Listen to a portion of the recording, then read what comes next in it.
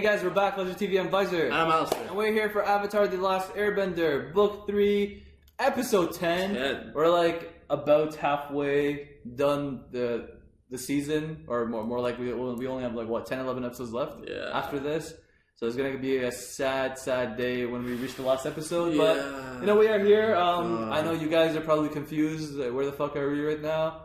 You know, we decided to like just watch the episode on the couch today, so you know, just a different environment. So hope you guys don't mind. But last episode we had Aang was good. Oh yeah, it was an Aang episode. It was an Aang, just terrified, you know, and nervous, and having dreams about not wearing his pants or doing a math test with was... Ozai, and then we basically like it was kind of like just a filler-ish episode, but it was like a fun one, you know.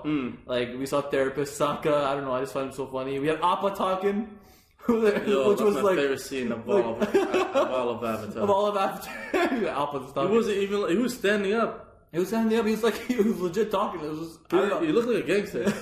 And we had like it was like man, Aang was just having the weirdest dreams. He had like Guru Patrick come out of nowhere. I didn't even know what the fuck he was saying. He was saying shit, and then we also had Zuko with just living the dream, you know. But like he's living the dream, but at the same time he's empty, you know. Yeah, he's empty. If that makes any sense. Like he's not himself. He's like I'm not myself. Like everything that I wanted, I have, but at the price of losing myself, you know. And Iroh. And Iroh, I guess, as well, you know, which is I don't know if that's worth it. Obviously, that's the conflict, internal conflict Zuko has. Mm-hmm. So it's just like, and that's pretty much it. And then, obviously, we like I think the war is like just the invasion plan is just like a day to go for it.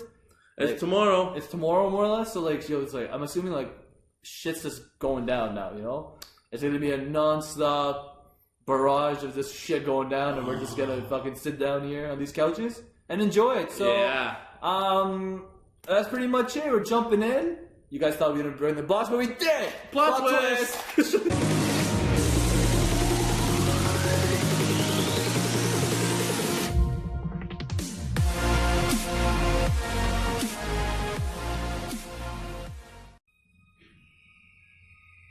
No one's here. I know, that's what I'm thinking. I feel like that it's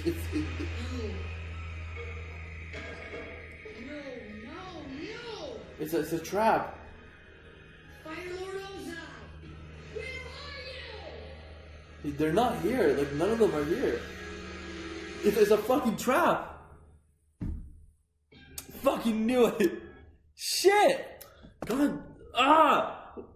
It's all a fucking trap. Like I knew it's like when it's too good to be true, it's probably bad. This is like, so stupid, man. I fucking knew. You fucking made it to the end. Alright guys, that this episode is a definition of things are too good to be true. It's not even that, man. It's just like, it's all a decoy, man. It reminds me of that episode of Game of Thrones where Robb Starks like sent like a small portion of his army just as a decoy, but the real army went and like real soldiers went out. Oh yeah, true. This kind of reminded me of that, where like I felt like Ozai, Azula, all these main people, like they just left everybody here as like this a decoy, but like they're like somewhere else, you know, they're plotting, you know. Okay. Now I don't know if they're just gonna be if they're like just not in the war, just waiting for the eclipse to end. So they could like when the eclipse ends, they could like bring out their real forces and like fuck them up, you know, because they're all gathered here. They kind of. Just like a way of measuring like how, like what the opposing forces stack up against us, you know. But at the same time, it's like where the fuck is Ozai? Where the fuck is Azula? Not just them. Where's literally everyone? There's only like people fighting, like some guards that are fighting some people, and then the real forces. The real force. Yeah, where are the real forces? Where is everyone? Azula's not there. Ozai's not there. Zuko was there. But then he left. Zuko was there, but he left. But at the same time, you're like, it's like, where is Zuko? Like, what is he doing? Like what is he doing? Yeah, there's something like he has to do. Is he like gonna go against the Fire Nation? Well, he said he made a lot of wrong choices. Is he gonna like rectify everything and just betray his dad, betray the Fire Nation, and like go team up with Iroh, and like Iroh knows his afternoon shit's going down, so Iroh has his sources. That's what he told Ming. He's like, who has been very helpful to him. Like, yo, just leave this place, just leave. Yeah. You know, so like, yo, there's like a lot of tactics that I want to see. Like, what the hell's going on? Where's Ozai at? Where the fuck is like where's the real forces at? Like, what's Ozai planning? This is such a plot to it. I did not expect them. I thought there'd be people. I thought there'd be fighters, man. Like there were people, but like there was a bunch of there's a low level. Yeah, low level soldiers. You know, there weren't there wasn't any the opposing forces the invaders had no problem dealing with them. Like minimal casualties. Yeah, now that casualty here, now that you think about it, it's just like there were so little soldiers up there fighting. Well, you can't really tell in this but in this episode obviously there's got to be more to the Fire Nation should outnumber the opposing invaders, you know. Like that should be a fact because there's a handful of opposing forces, you know. Like Ba Sing Se's already taken the Dai Li and everybody that teamed up there, whatever. Yeah. You know, and they literally have a handful of water bending water tribe soldiers. That's Katara's dad, led by Katara's dad. Then they have the swamp guys and all the people we saw in their adventures, Swamp, Haru, the Boulder, the scientists, Jet's crew, Jet's remaining crew, the swamp monster, the fucking swamp monster. You know, it's there's not much going for Aang, and then there's Team Avatar basically. You know, that's basically it, and you're just and I'm assuming the Fire Nation are stacked. You know. They have fucking more soldiers. I mean, they pretty much almost took over the world, so yeah, so they're pretty strong, you know? Yeah. They have colonies and shit. So I don't know how they're gonna go about it. What do you think? I don't know, man. I don't know. Where could they have gone? I have no idea. How shit is gonna play out. I feel like all of a sudden there's gonna be a bunch of people come out of nowhere. You think so? Probably. I didn't get the fact. I didn't really get the sense that all the soldiers are missing. I kind of just got Ozai and Azula. I don't again, you know, but probably they are the main forces. I'm not sure about that. But you think they have them trapped somewhere? I think so. Cause this is a Fire Nation, bro. This is a fucking. This is a super country. This is a super continent. Yeah, it's a super country, but where when Aang saw that there's no Ozai in there, where's Ozai then? I don't know, man. I don't know. This is actually really frustrating. Cause Aang actually he infiltrated. He made it, and Ozai's not there. Well, yeah, no one's in there. Well, yeah, Ozai was having so many meetings with the war advisors and everybody, right? So they obviously planned this whole thing out, and I'm telling you, the fact that they're still going along with this plan for the eclipse is only 8 minutes, and Azula knows everything, and the Fire Nation basically have all this time to plan about this. It's gonna be not an easy you know, it's not gonna be an easy way of this getting a W. Basically, you're not gonna be victorious just like that. Yeah, you know, honestly, I feel like the 8 minutes, man, is it's too short, too small. It's a war. Yeah, and there's so much things that have to be right. You know, so many things that have to go your way for you to be to utilize those 8 minutes fully. You know, it's kind of like you really need to be lucky in a way, and you gotta execute your plan perfectly to just fucking make it. You know, I'm just saying, I don't know, man. It's just that last scene where no one was there. It's just the fuck was the point? You know? Well, I mean, Ozai's not there. Well, obviously, I'm more curious about what Iroh's gonna do, man. Cause I really want to see Iroh and Zuko. And Iroh Zuko obviously reunite, but what Iroh's role in this whole war is gonna be? That's what I'm curious. Well, he got ready. I know he's battle ready, but I just want to see how he's gonna escape prison.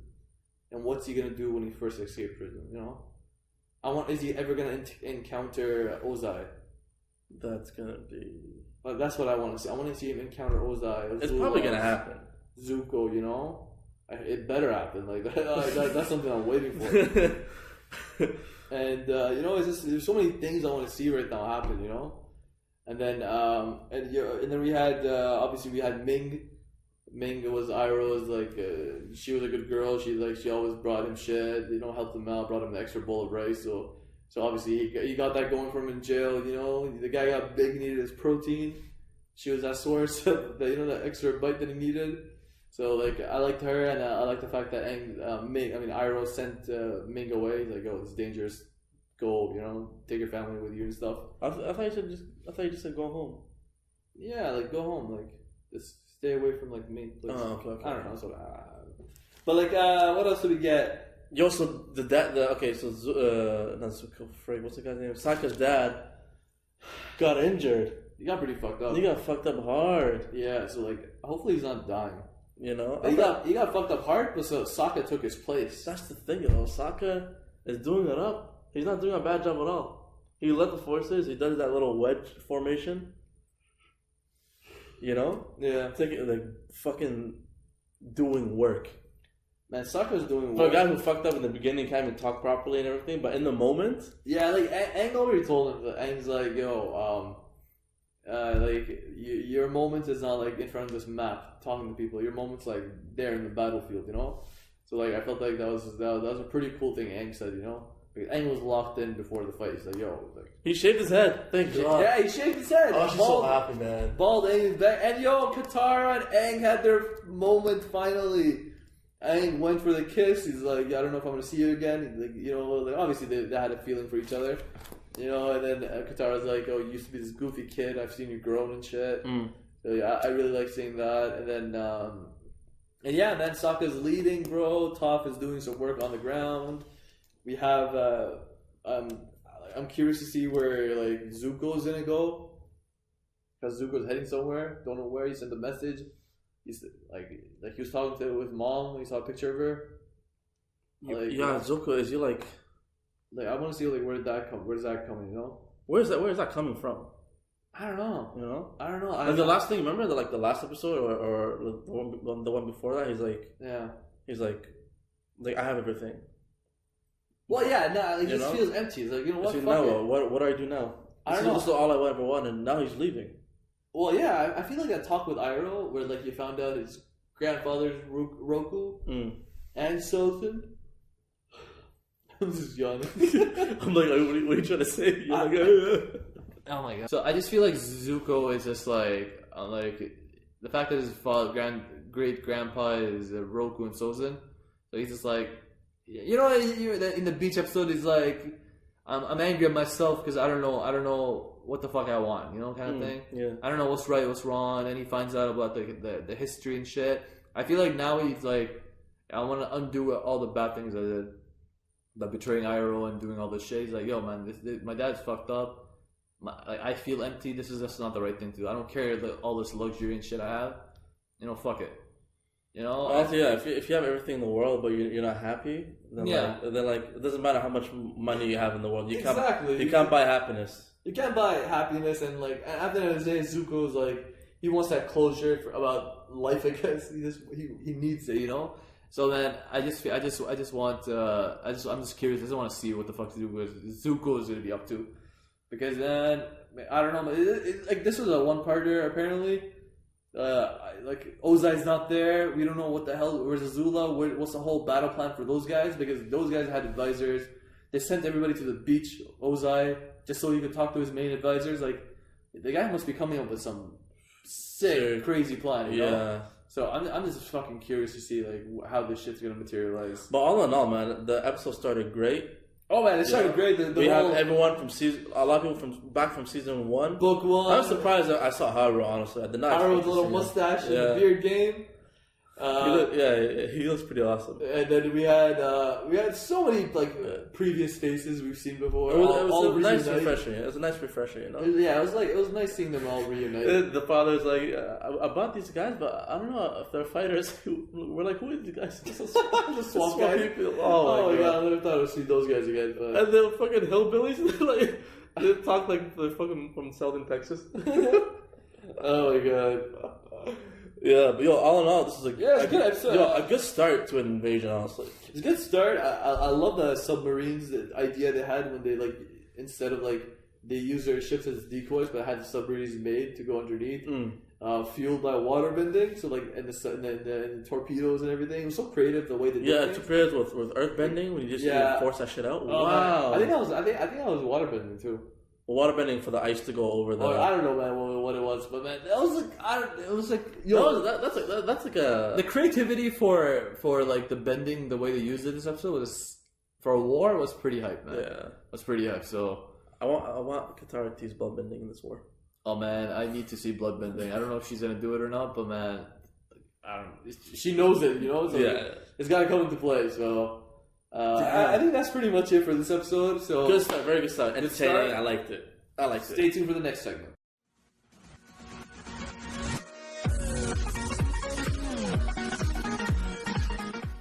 Alright guys, it's that time again. Who's going to be your MVP of this episode? And who's going to be the flop of this episode? So, MVP, it's going to be a hard one. I feel, you know what I think? I think it's the invasion group. Really? Everyone did their part. I guess that's true. Everyone did their part. Katara, Toph, Sokka, the Swamp guys, you know, the Boulder even, you know, the Jet's crew, Haru. But at the end of the day, Ozai's not even there. You know, the invasion's you can't really tell. So oh man, it's gonna be another tough one to decide. All right, for the MVP of this episode, I feel like I'm leaning towards Sokka on this one. That makes sense. You know, he took over his dad. His dad got injured, and he took over. He's because his dad's yo, I need to go through the plan, but he couldn't. He's injured. You know? The men need their leader there. You know. Yeah, and then Sokka's you know what? I know what has to be done. So I'm gonna take in charge. I'm your son. I'll do it. You know? Yeah, and from a guy who messed up from the beginning, trying to give the speech to everyone. You know, and he sort of he thought he wasn't ready. He sort of redeemed himself in that way. He didn't redeem himself. He fucking he just annihilated. He did really well. And told him yo, your shit's on the battlefield, not this shit, right? And then it kind of came true, you know, because in the battlefield, Sokka went, took control.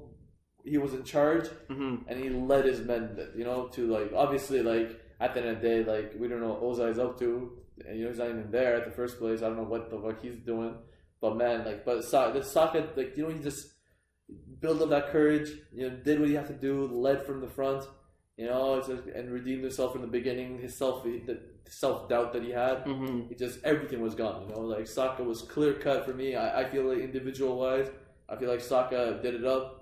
We also have obviously have everybody else who contributed, you know, Katara, Toph, you know, and everybody else. But in terms of just individuality, the MVP, I'm gonna leave with the Sokka as well. So you know what, Sokka is gonna be the MVP of today. You made us believe, put clothes on our backs, you sacrificed for us. You the real MVP. Alright guys, who's gonna be the flop? Everybody do the flop. Now, this is one of those episodes where it's really hard to decide who the flop is, and that's just the truth, you know? I don't know what the flop is in terms of, individuality. If you think of it individually, who's a flop? You know, you can't really say.